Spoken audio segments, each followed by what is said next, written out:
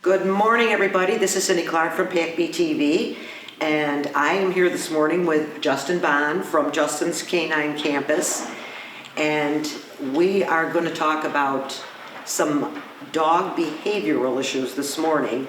But before we get into all of that, thank you very much for joining us. I know you're busy, but Justin's going to give us a little background, how he got into dog training, behavioral issues, whatever he's gotten into with animals. So why don't you just kind of give us a little bit of your background, Justin? Sure.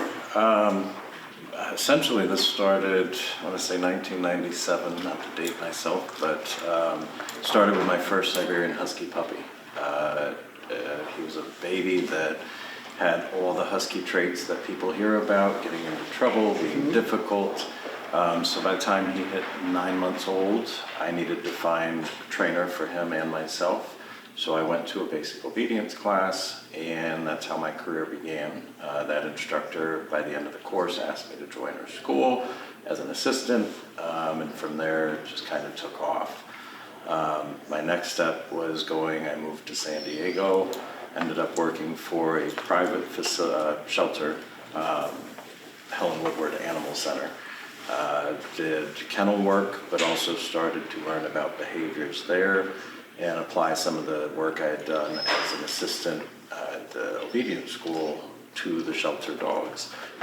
You've got quite a past here. Now you've been involved with the rescues, then the training aspect.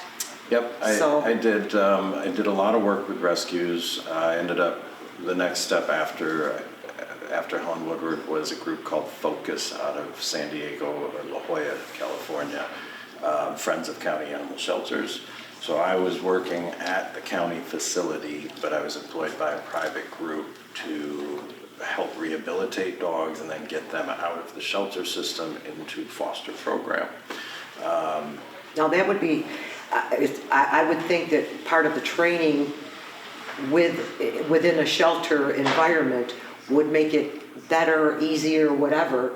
You'd have a more successful adoption rate as a result of a better trained dog. Absolutely. Yes. I was able to take the knowledge I had coming from the obedience school, start to get to understand different dog breeds. Being in a bigger city, I saw more breeds, a lot of breeds that I just hadn't been exposed to, with problems that you didn't quite know where they were coming from or how they started.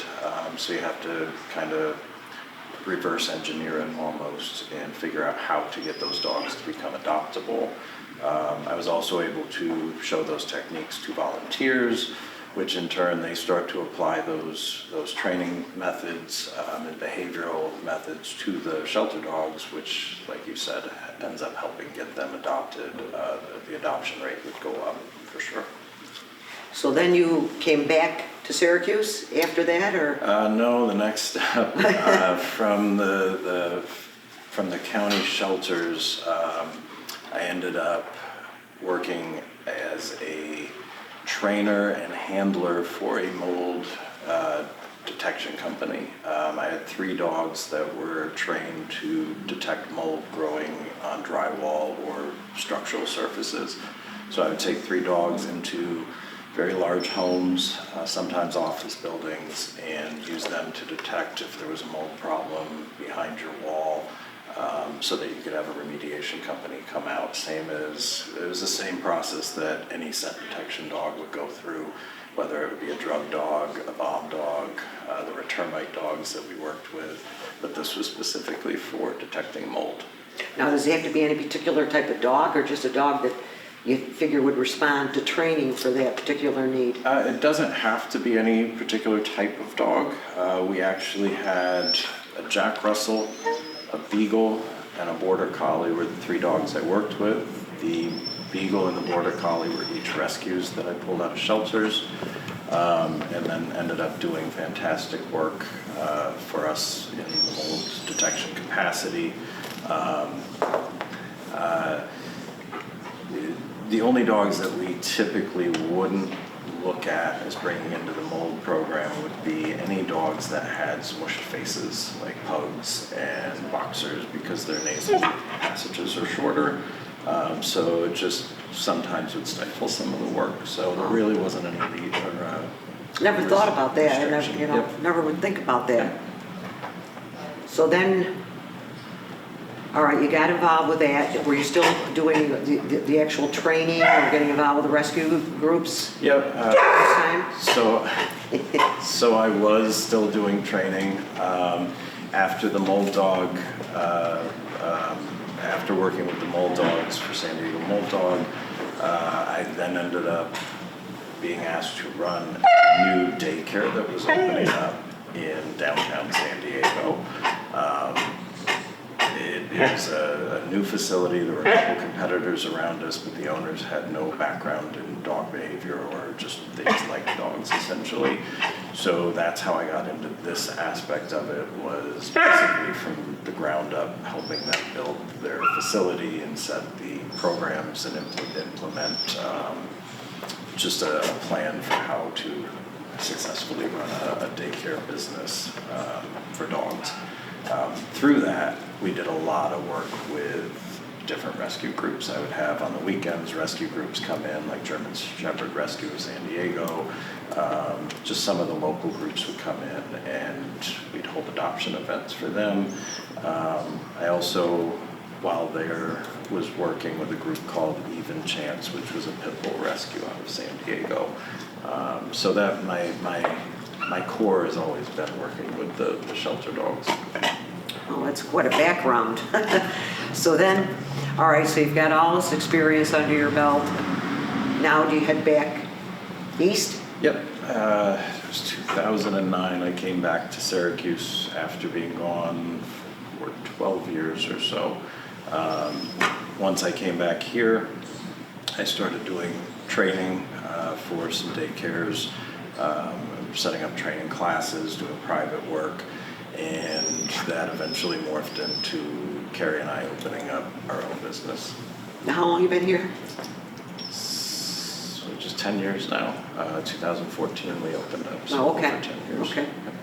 Well, it's definitely a commitment. It's a 24/7 commitment here. I know. 100%. Well, there you go. You have to, between everything that you do here. I've had some people, over the years or the past few weeks or whatever, we talk about their dogs because the dogs are so popular anymore. But then along with the rescues, which I think is wonderful that people get involved and rescue a dog, a lot of times it comes with behavioral problems. Sure. So I'm wondering if we could touch a little bit on, obviously we can't do a training session, but if there's, with some behaviors, if there's something that people can do at home to try to retrain themselves and their dog, like say barking. Okay. What would we do with a barking situation that somebody could do at home maybe to get results? So almost every behavioral problem that you're going to encounter, and shelter dogs do come with some unique issues. Most of them have to unpack their baggage from whatever's happened previously to the new home getting them. But usually the first step is understanding how they think and operate. Dogs are pattern seekers and sponges for patterns, and they will just repeat what they are seeing in front of them happen on a regular basis. Once a pattern happens a few times in a row without interruption, the dog will start to think that is a law.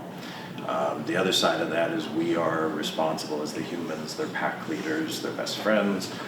We're responsible for providing definitions to all these words we say to them and all the situations that we put them in. So for a case like barking, if the dog is excessively barking, out the front window, just barking at people going by or squirrels or whatever life is happening, if the dog is just on a loop and just continues to bark and all we do is come into that room and say a word and hope that it works, like quiet. If you say it and the dog continues to bark and then you say it again louder and just keep repeating the same thing and the dog continues to bark through it, you're actually pairing the word quiet to the idea of continuing to bark, because there's no stop in the behavior.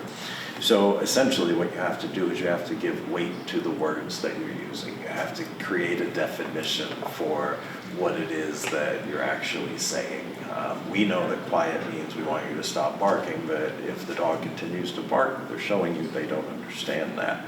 So they're not trying to push our buttons, they're not trying to make your life more difficult, they're just confused. So essentially with barking, one of the tricks we'll use is while the dog's actively barking, if you're going to say a word like quiet and you want it to mean stop barking, I would add something like a corrective, like a squirt bottle. Give a little squirt as you say the word quiet. That should get the dog's attention from the window and the barking redirected toward you. When they stop the barking, now your word has weight or a definition. And then when they stop and look at you, you can then positively reinforce them by giving them a good boy, a good girl, letting them know that the pause is the good part, not the barking part. And you work again with the patterns, like you say, Yes. they become adjusted to that type of pattern, that type of training, those types of commands. Correct. And positive reinforcement. That's always very, very important, isn't it? Yes, Yeah. absolutely. Without any positive, if it's all negative, your dog's confidence will tank. Their desire to want to work with you or work for you will also falter. And you're basically just building up the idea to have them work out of fear rather than wanting to be a part of your team. Right, and please you. Yes, Because exactly. typically most dogs do want to please their owner. I mean, that's the experience that I've had. And they like to hear that positive, good dog, good girl. And would you recommend also maybe putting some treats in there for Absolutely. positive reinforcement? Yeah, you can always use, if your dog is food motivated, you can always use food as a reinforcer. Eventually there's a point where you would want to start to break that out and reduce the amount of food that you're relying on, but anytime you're trying to reinforce a behavior, it's usually your voice. Big positive reinforcement with your voice, and then absolutely you can follow up with a food reward as a booster. Well, because they do respond. I know in different environments I've been with my dogs over the years, that positive reinforcement is absolutely critical. Am I correct in saying 100%, it? Yeah. Yep. They got to hear that good girl, good Yep. boy, because I've found they ultimately want to please us all the time. That's pretty much 100% Yeah. true. Every dog on the planet, if you've been around dogs, they want to see you make the happy mom and dad face. They don't want to see the frowning and the disappointed face.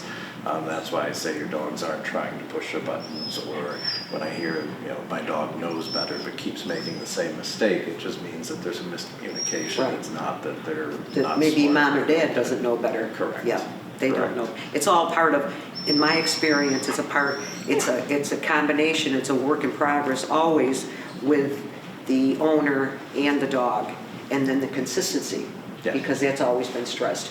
Yep. Because if you try it once or twice and it works, and then you just don't try it again, well, then you're right back to ground zero, I would think. Absolutely. Pretty much, yeah. Yep. Yeah, they again, it ties, to me, that ties back into the idea of patterns and definitions. If you don't stay consistent with your patterns and definitions, the dog will take whatever information is in front of them. So again, it's not that they're trying to be wrong or trying to do the opposite of what you want. It's just that if they keep being allowed, quote unquote, to make the same mistake over and over, they will just continue to. So it's the same when you're teaching something, that doing it the same way makes a huge difference to them. Oh, it makes a lot of sense. It certainly does. Now, what about, say, I know a lot of people have had with rescue dogs, because obviously with rescue dogs, you don't know where they come from, what they've been through, and now they're in another environment, strange environment, and they have issues with housebreaking. Yes. Now, do you have any words of wisdom for that? Yeah. Housebreaking is common. It's something housebreaking issues is a common issue that we get called about or emailed about regularly. Essentially, again, I'm going to go back to patterns and definitions. If your dog is continually making the same mistake, there's got to be something we can do to show them the example of what we want. With housebreaking, it's usually a matter of miscommunication. So there's a couple avenues that people go down and get frustrated with. One is that dogs don't always give the best signals, but oftentimes they're giving a signal that they want to go out. So for instance, if you are prepping dinner, your back is to the door, that the dog typically is going to go out to do their business. Your dog may think looking at the door is enough of a signal to tell you they need to get out. Well, if your back is to them, you're going to miss that signal. So your dog may say, well, I looked at the door, you didn't respond, so I think you want me to wander off to this other part of the house to do my business. So in those cases, one of the things we'll suggest to do, which does have a very high success rate, is to tie some sort of a bell to the door that the dog is going to use to go out. That will give the dog another avenue to communicate to you that I need to use this door.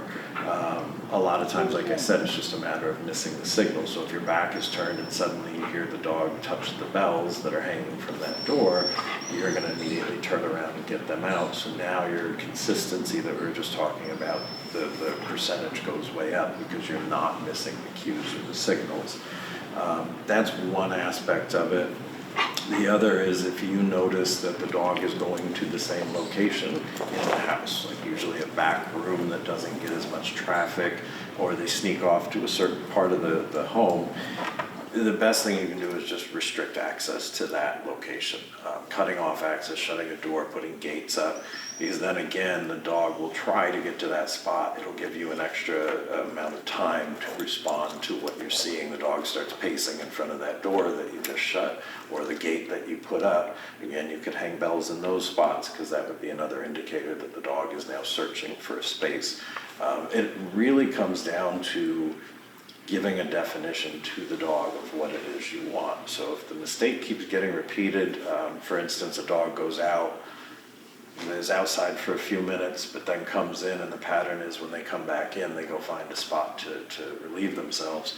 One of the things we'll say is, well, start to realize how quickly they're doing that. So if it's within 30 seconds of coming back in, well, let's get them right back out before the 30 seconds is up and they have a chance to make that mistake again. Put them on a leash, keep them in the same space that you're in, but again, take them back out and give them another opportunity to go. And then, as you were mentioning before, when they do the right thing and go outside, there should be a huge amount of positive reinforcement, both verbally. You could reward with food if you wanted, but there's got to be some marker there to let them know that's the right decision. It makes perfect sense. And again, the consistency. You've got to have the consistency, the love, the time, the patience, and to have a success rate, because if you don't, it's going to be a fail for you. You really have to, you know, it's a commitment having an animal, any kind of animal, but particularly if you get a rescue situation and there are behavioral issues, it's going to require even more time, more love, more patience, and more praise. Sure. Yes, it is. Yes, it is. 100%.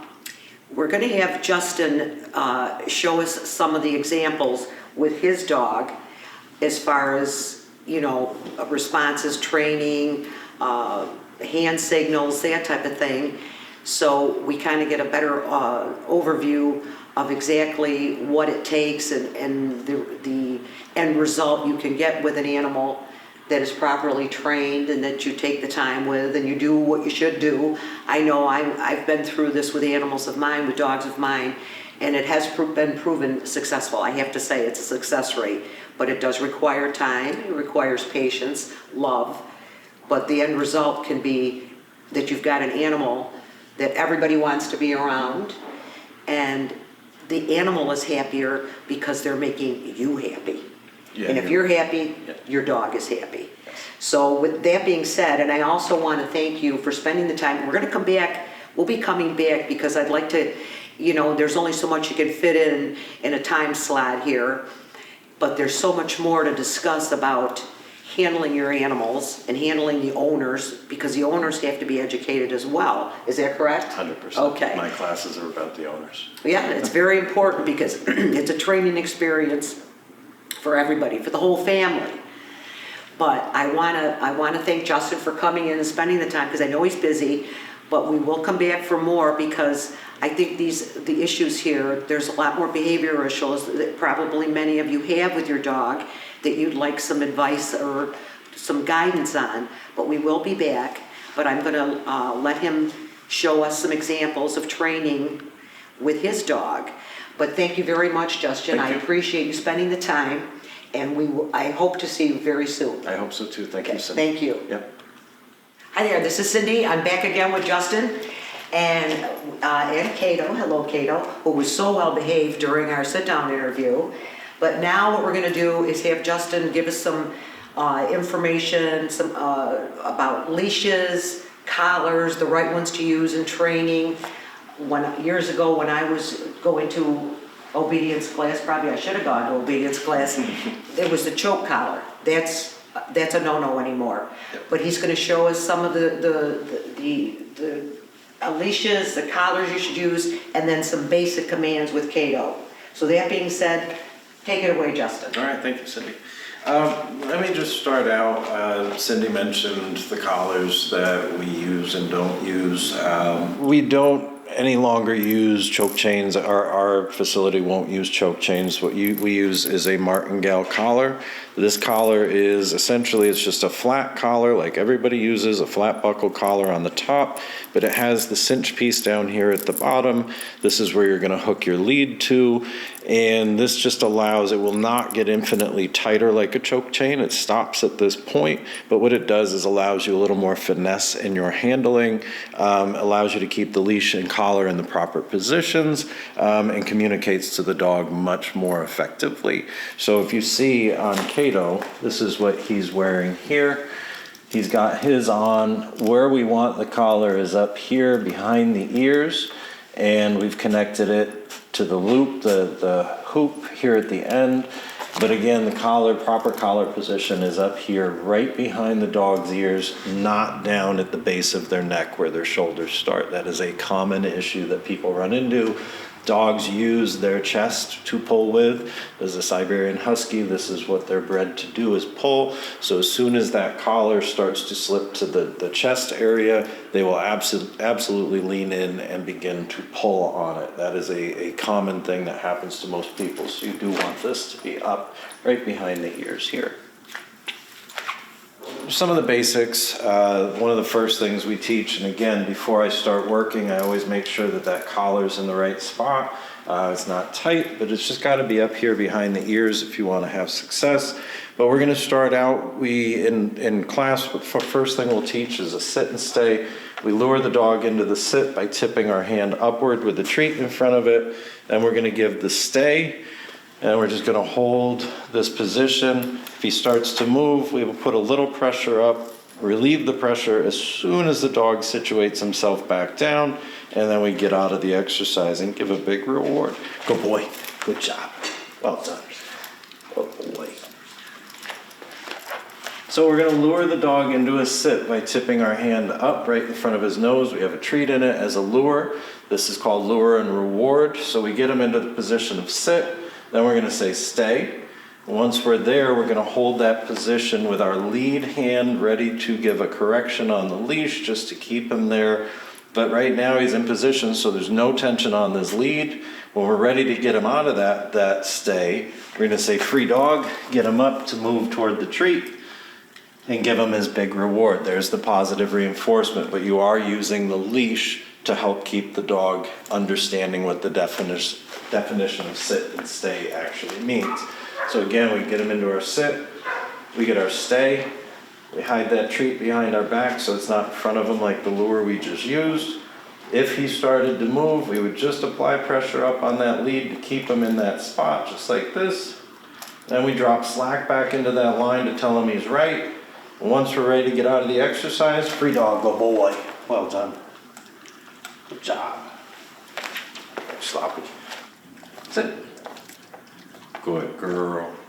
Get your stay.